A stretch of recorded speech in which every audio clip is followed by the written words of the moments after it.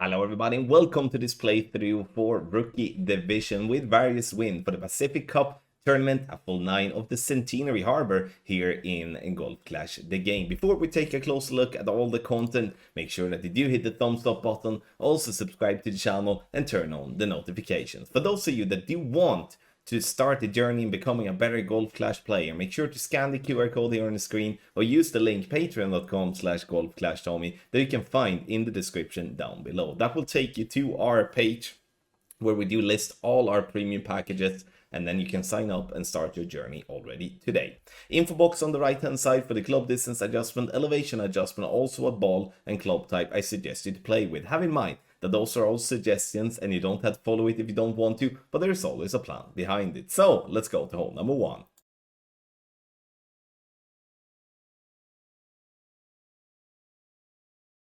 Hole number 1 is going to be a very tough par 4 to drop. The reason for that is not the drive, the reason is the second shot. Because the second shot is going to be a tricky one to bounce over that sand. First, let's talk about if we do have a straight tailwind. Then for those of you having higher level clubs and also have the possibility to play with a power 5 ball, you can go directly over the trees and bounce yourself over to the final fairway. That will leave you a short iron instead of a wood club or a long iron, and it's going to be much easier to drop. It's not going to work if you do have a crosswind or a headwind, but if you do have a straight tailwind, that's a possibility.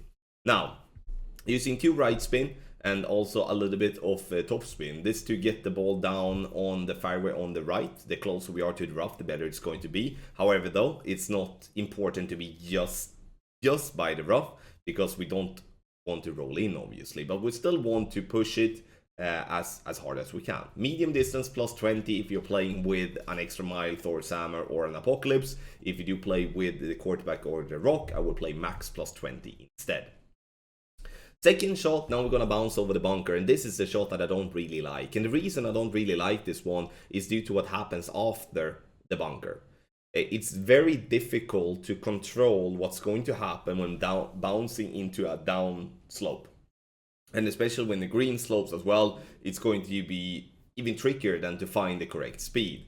But the idea with this shot is good in terms of that you can always attack the pin, but the eagle will be very rare. I would recommend for those of you that do have sniper 7 or below, which I'm one of those users, then I would recommend to pack the guardian instead, because the backspin that I'm having here on this sniper is not really going to be enough to get the ball to stop in time. You can see what comes in, and even though it's close, this ball is never gonna stop, and you can see that it rolls further down. And sure, we have a simple putt, but in the end we do want to give ourselves a chance to drop the shot at least.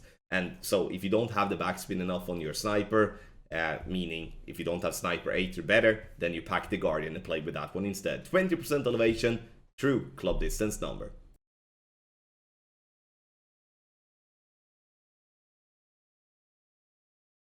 For hole number 2, this is going to be a very good chance for a drop in my opinion. And here you can do 2 ways. One, you can go with a sniper from absolute max distance with a power 3 ball if you do have a tailwind.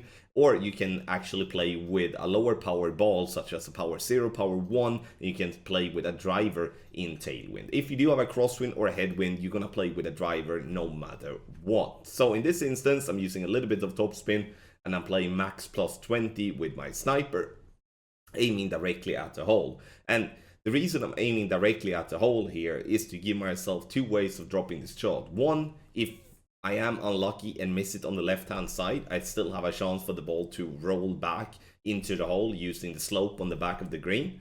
Or that I'm going that if I'm completely accurate with my shot here, I'm going right at pin and giving myself a hole-in-one that way. So it's 2 different ways that can happen there. You can see the slope actually in action in a very, very good visual way and there. So sniper is the play in tailwind in my opinion, but once again, as I said, in crosswind and headwind, we're gonna play with a driver, preferably the quarterback. And in a tailwind, you can also play with a quarterback if you do want to play with a lower power ball.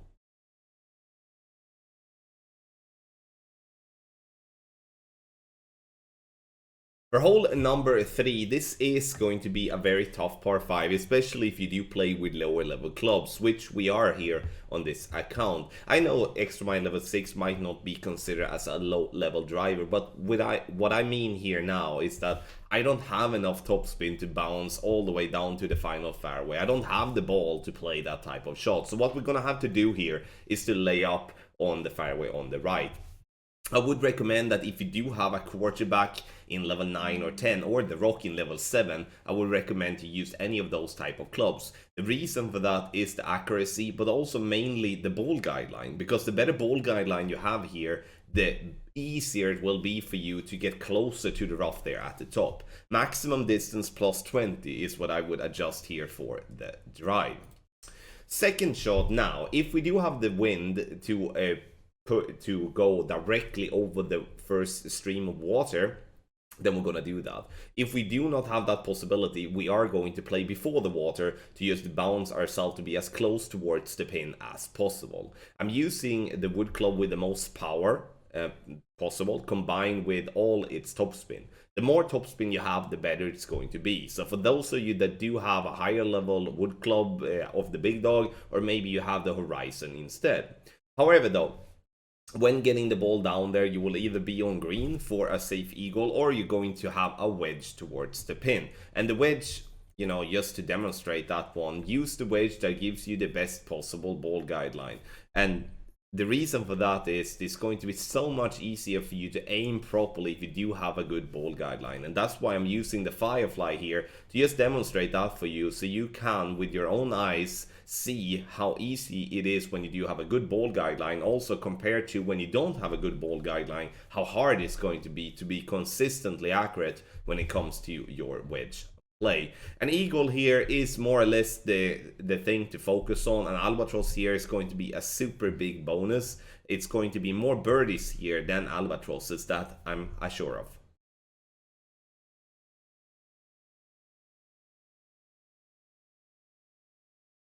Hole number 4. This is, in my opinion, going to be a very good chance for an eagle. One of the better chances we do have, in my opinion. We start with a quasar ball here because we don't really need anything better. I would like to have the side spin too though, not so much for the drive, but especially for the second shot. 4.5 bar top spin, 2 right spin. You can see that I'm aiming for the second bounce to be approximately 1 ring from the fairway and the rough line.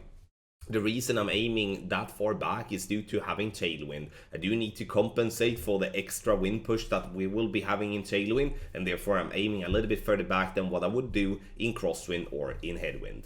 Medium distance plus 10, I'm using a little bit of curl to the right to push the ball a little bit closer towards the pin, because the further right we are, the closer we are towards the hole. The ball rolls nicely out to the center of the fairway, and this is perfect because now we do have an open shot for the eagle. Now, we are forced to play the rough bump here. And the reason for that is that we don't really have fairway enough to, even if we would be playing with the Guardian with a lot of backspin, the backspin won't be enough to get the ball to stop in time to attack the pin. So I would strongly recommend to find the spins, in this case 2 left spin and 2 backspin, to have the ball guideline to go just through the hole.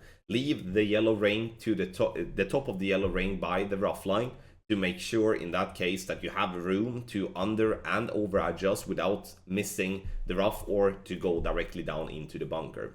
True distance with a minus 5% elevation here with our sniper. And what I mean with true distance is always put your club up to max and always go back to minimum distance and judge what club percentage you're in. And that's that's either min, mid, or max distance. Now I do adjust a little bit too much. That's something we obviously take a note at, and then we move on and we do make sure to do better the next time. Hole number 4 though, once again, as I said in the beginning, very good chance for an eagle.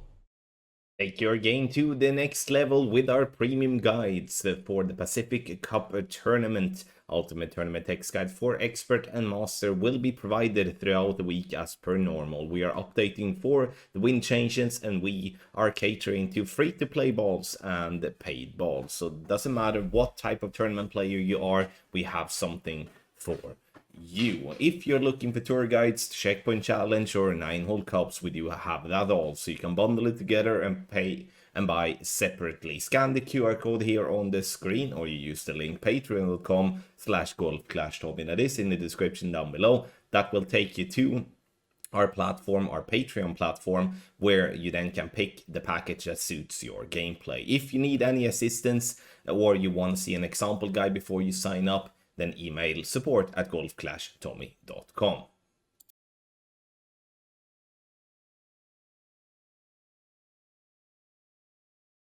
On hole number 5, playing from front tee, I would say playing on this rough patch in between the bunkers is going to be the best way to attack for a hole-in-one. Sure, as I've said, for pro and expert and also for master, we can use the rough on the left side, but I do believe it's going to be a little bit more difficult to catch that massive funnel from that end, because we're going to either have to play with a max long iron or a min wood club.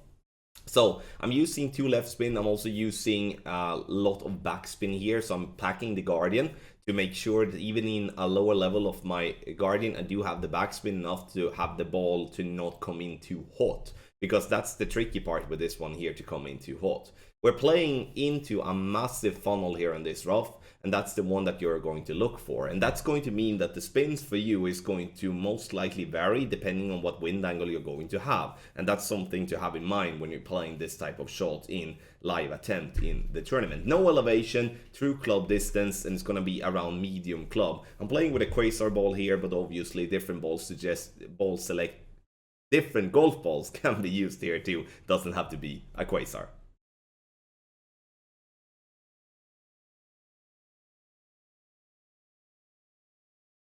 Hole number 6, here I would honestly really recommend to play with a power 5 ball if you have that possibility. A berserker ball is perfect, but you can also play this shot with a power 3 ball and have still a possibility for success, but it's going to be much tougher. And I will explain the difference between a P3 and a P5 ball on the second shot, because that's where the difference is going to be made.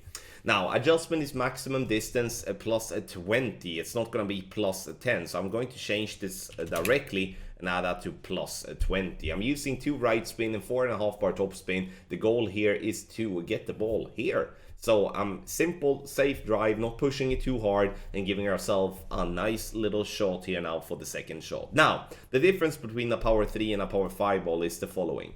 If you do have a power 5 ball, you can play with a sniper, which gives you a much better ball guideline. If you do play with a power 3 ball, you have to play with the big dog or with the Cataclysm, which will not give you a good ball guideline, because you can see the funnel here, me wiggling left and right, and you still see the ball guideline to go straight at the pin. And that funnel is definitely something we need and want to take an advantage of. And if we do have, once again, if we do have a situation where we do not have a good ball guideline, that's going to be a big guesswork. And that's once again why a power 5 ball is most definitely a big advantage to be used here on the second shot, so you can play with the sniper. And if you do that correct, you will see yourself having a good chance for an albatross. And now I'm lucky getting that one to drop for a nice one here on hole number 6. And that will most definitely not be something that everyone will get. But if you are smart and you have the possibility to play with a power 5 ball, then that's a possibility here on hole 6.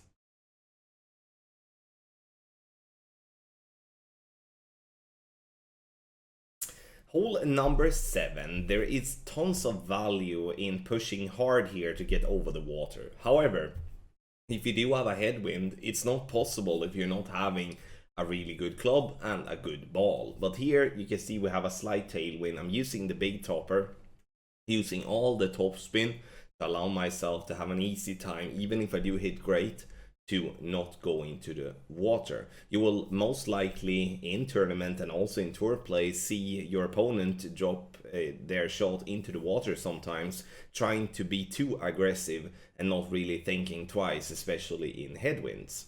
Adjust max plus 20, then I'm using all the overpower that I can. You can see that using all the top spin allow me to hit great left and also great right, and I will still be on fairway.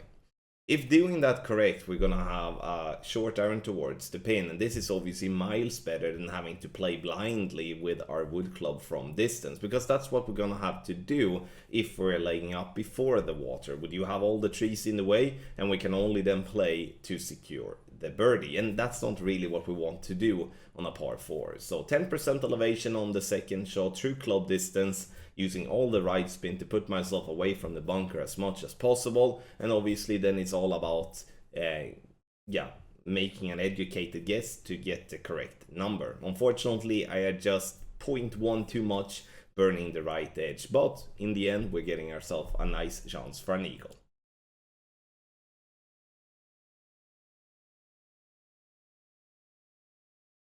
Hole 8 is by far the toughest par 3 to get a drop on, and the reason for that is the slope that we're playing on here. It slopes right to left, and we're going to have to use a lot of right spin to get the ball guideline to be attacking the pin. Sure, if you do have the possibility to play with the rocket in max level, then you do have the possibility to go with a lot of backspin and go above the bunker and aiming directly at the pin, and that would be my first go if I would be having the club for that. But now we're looking to play this hole in a general way with general clubs, not, you know, the best possible levels and stuff like that. So I'm using 3 right spin and 4 backspin, aiming at the hole.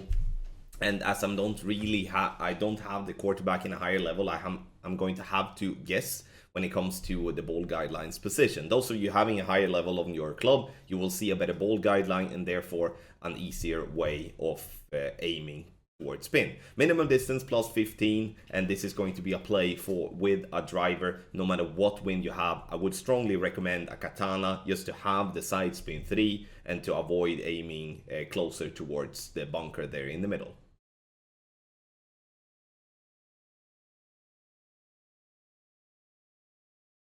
Hole number 9, another tough par 4 here of this beautiful course, and what I'm looking for here now is to use my driver with the most power possible. The goal here is to clip the rough with the second bounce, and therefore I'm not using all the topspin that I do have on this club. 2 left spin, and whatever topspin that gets you to have the second bounce to be just by the edge of the rough line with a crosswind. If you do have a headwind, I would recommend to have the ball guideline to show that it will bounce on the fairway. And if we do have a tailwind, I would recommend to show so the ball guideline is having the second bounce to be in the center of the rough instead. All about compensating for the wind push that you have with a different type of wind angle. Maximum distance plus 20 is what I'm playing off tee.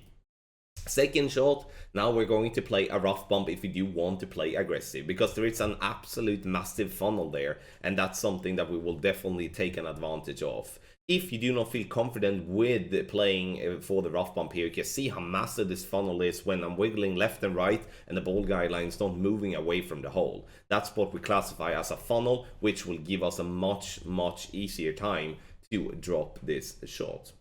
If you do have a sniper 9 or 10, that's gonna be obviously a big bonus as you have more yards. But once again, if you do not feel confident with this type of play, then bounce on the fairway on the side, land the ball on green for a much less chance of an albatross, but it will always be a safe eagle. Because if you do make a mistake here and you miss the rough, then obviously that will cost you. But for the best possible chance for an albatross, you're going to have to push for the rough bump here. I'm not going to say that we're going to drop that one all the time, but it's definitely going to be the best chance for us every single time. You can see I'm very unlucky getting a 180 around the hole, but the next time I might drop it. But I would say, once again, the rough bump, best possible chance for an albatross on a tough par 5 such as hole number 9. Thank you so much everybody for watching this playthrough with various wins for Rookie Division for the Pacific Cup tournament here in Golf Clash the game. A full 9 of the Centenary Harbor with no modifier. Was a while ago we didn't have any modifier. Hope you enjoyed the video. Make sure to hit thumbs up on your way out. Also, if you haven't subscribed to the channel, please do that as well. Thank you once again, and I will see you in the next video.